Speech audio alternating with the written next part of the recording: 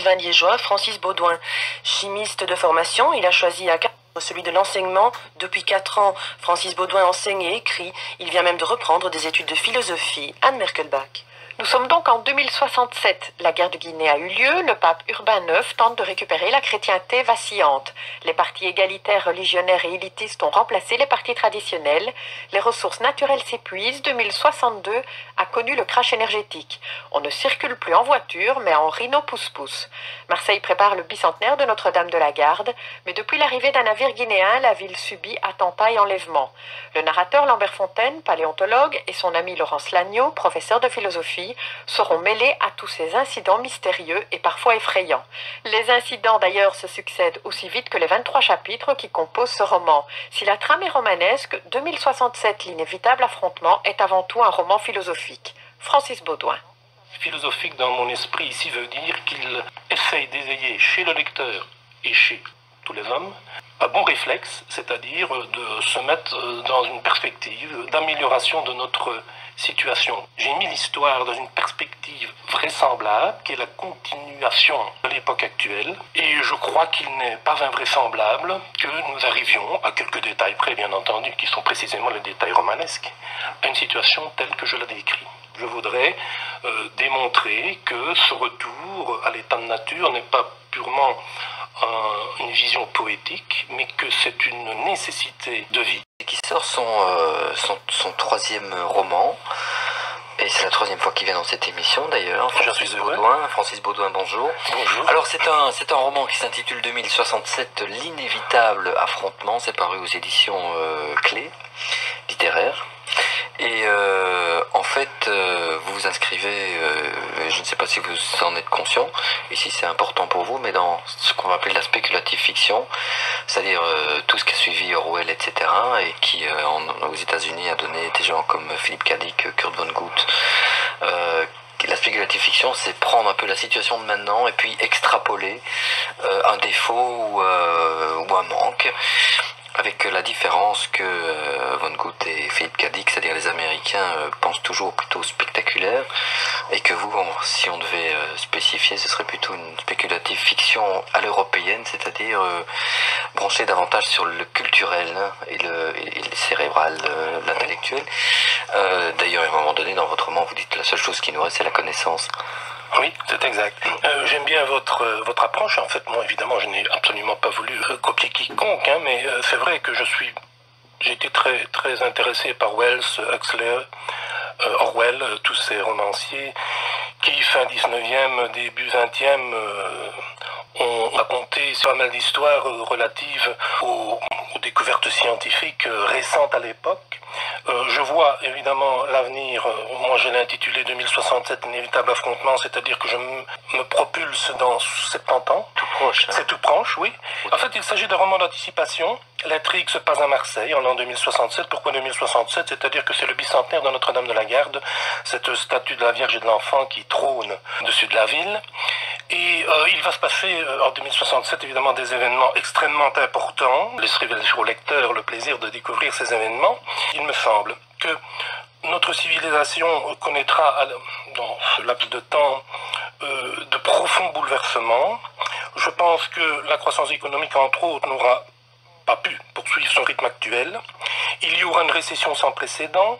Et l'affrontement dont je parle, ce n'est pas un affrontement du type révolution entre gens bien nantis et prolétaires, dirais-je. Ce n'est plus du tout. Nous ne sommes plus du tout devant une révolution du type 19e. Nous sommes ici devant l'affrontement de l'homme, l'affrontement psychologique de l'homme, entre son état de civilisé et son état de nature. Et l'homme va évidemment se trouver confronté, et surtout l'homme a besoin de domination, a besoin de défis, va brutalement se trouver confronté avec sa propre nature, qu'il a essayé très longtemps de cacher, de dissimuler. Il s'est extrait de sa propre nature. Il s'est mis dans un camp retranché d'un point de vue civilisateur, de façon à vouloir, je dirais, nier sa propre nature, et les événements feront qu'il sera obligé de s'en souvenir. Voilà un peu le thème. Alors expliquez-nous un peu ce que vous entendez par nature. Oui, je veux dire par là que l'état de civilisé a obligé l'homme de s'extraire de lui-même, c'est-à-dire a obligé l'homme de faire abstraction de ses besoins naturels. Le rationalisme a pris le dessus. L'homme a construit, a abstrait pendant des décennies. Et cette abstraction lui a permis, bien entendu, de progresser, mais a aussi été, dans bien des domaines, la source de gros problèmes. Alors, j'entends par nature aussi donc le fait que des gens se trouvent brutalement confrontés avec le fait qu'ils n'ont plus la possibilité d'être rationnels, puisqu'il n'y aura plus, dans mon histoire, d'énergie fossile suffisante pour produire, disons, des produits commerciaux qui vont permettre à l'homme de... Donc plus de pétrole, par exemple. Il n'y aura plus de pétrole, Donc, non. plus de plastique, plus de choses. C'est cela. C'est cela. Nous allons nous retrouver, disons, dans un état de nature. Et que mettons dans les voitures. Dans ce livre, je ne dis pas qu'il n'y aura jamais plus de voitures et qu'il n'y en aura pas après 2067. Je pense que nous aurons à un moment donné un arrêt. Parce qu'il y aura un gros problème, disons, de stockage d'énergie.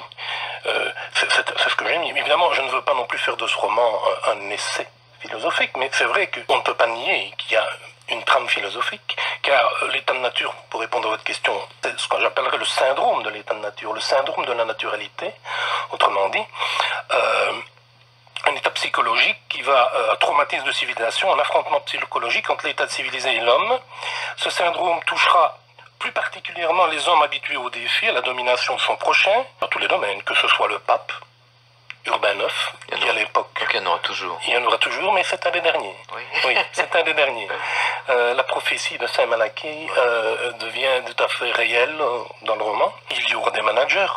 Il y aura notamment, disons, un manager un roboticien qui va vouloir affronter son état de nature à l'égard de ses propres robots, voir si sa nature parvient à rivaliser avec ses robots. Donc cet état de domination, de défi qui revient à la surface. Il y aura un biologiste qui va essayer de tester son sérum anti-scorpion sur lui-même. Enfin, je ne vais pas évidemment raconter l'histoire, mais je veux dire qu'il y aura là un véritable syndrome, que j'appelle aussi le syndrome de la naturalité, à cette époque.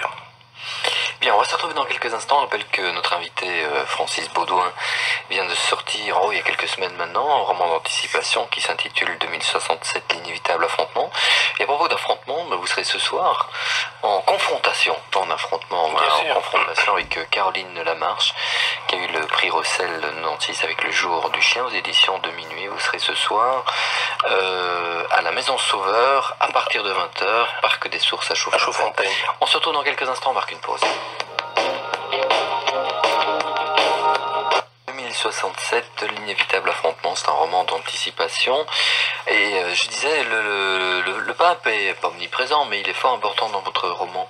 Oui, tout à fait. Urbain IX donc, est en fait le pape qui a pris le nom, d'Urbain, parce qu'Urbain VIII était pape lorsque Galilée a été, disons, banni par l'Église. Et alors Urbain IX est un pape qui revient comme ça, qui bien plusieurs siècles après, dit, bon, la succession d'Urbain VIII. Et pourquoi? Tout simplement parce que Galilée, grâce à ses découvertes, en fait, avait un petit peu démythifié et démystifié le monde. Et nous sommes précisément en 2067 à une époque... Mais il avait surtout osé dire que la Terre tournait autour du Soleil. Il avait donc osé dire... Donc elle n'était pas au milieu du centre du monde. Absolument, d'abord il y a cela, bien sûr. Il avait dû, devant tout le monde, dire, ben voilà, je me suis trompé, j'ai déclaré que la Terre tourne au Soleil. Et c'est vrai qu'alors il y a la phrase célèbre qu'il aurait dit en aparté, et pourtant elle tourne. Tout à fait. Donc il a été obligé, si vous voulez, comme on dit en Wallonie, de ravaler sa chic et de se taire. C'était le prix à payer pour continuer à vivre. C'était le prix à payer pour continuer à vivre, tout à fait. Alors Urbain IX, vous voyez que, évidemment, à partir du moment où je lui donne ce nom, je fais évidemment appel aussi au retour à ce que j'appellerais le naturalo-mystique, c'est-à-dire une période qui est tout à fait en convergence avec l'affrontement de l'homme et de son état de nature, puisque le naturalo-mystique, c'est aussi le retour de la papauté vers la nature, vers le mysticisme. Et nous n'en sommes pas tellement loin, la recrudescence des sectes, toutes ces choses préparent 2067 dans mon esprit. Mais au point évidemment que le pape lui-même bascule et prône ce retour, non, nous n'y sommes pas encore, bien entendu, mais enfin nous avons encore 70 ans pour vivre l'événement.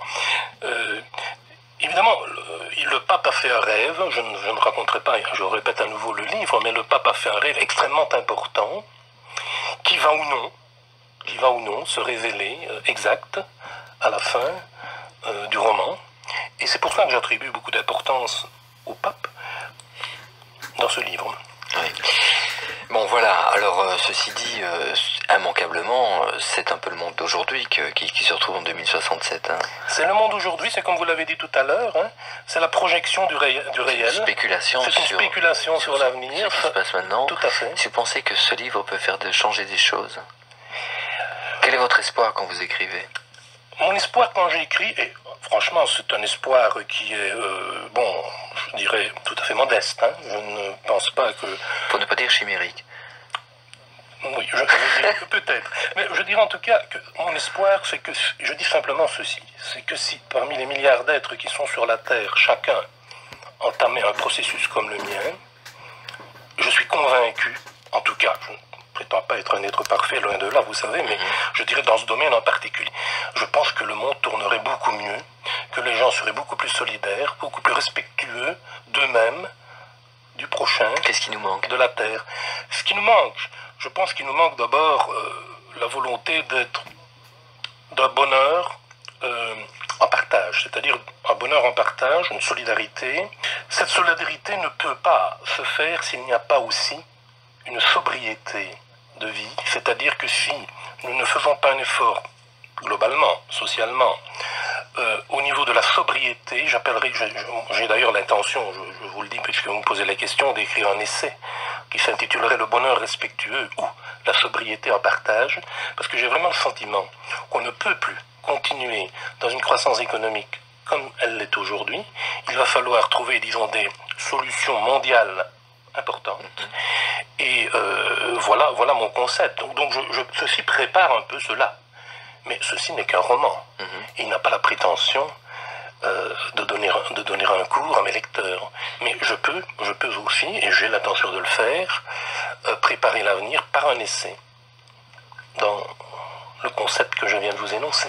Voilà, je rappelle que ce soir, tous ceux qui le souhaitent prolonger cet entretien pourront vous poser les questions qu'ils le souhaitent.